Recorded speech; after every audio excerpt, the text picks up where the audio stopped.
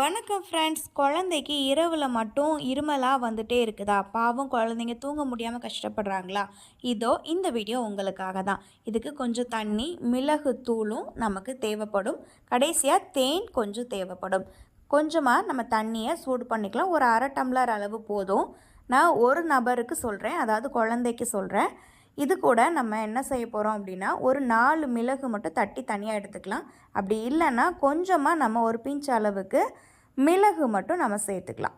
நல்லா நம்ம தண்ணி கொதித்ததுக்கு அப்புறமா அதில் தேன், அரை ஸ்பூன் அளவுக்கு தேன் நம்ம யூஸ் பண்ணிவிட்டு, அதாவது மிளகு எவ்வளோ எடுத்துருக்கோமோ அதை விட டபுள் மடங்கு இதை நம்ம வச்சுட்டு நல்லா கொதிக்கிற தண்ணியை இதில் ஊற்ற போகிறோம். ஊற்றி ஒரு 2 நிமிஷம் அப்படியே வச்சுட்டு அந்த தண்ணியை குழந்தைக்கு குடிக்க கொடுக்கணும். இது குடிக்க கொடுத்ததுக்கப்புறமா எதுவும் குழந்தைக்கு சாப்பிட கொடுக்காதீங்க. தண்ணி வேணால் நீங்கள் நைட்டு குடிச்சிக்கலாம்.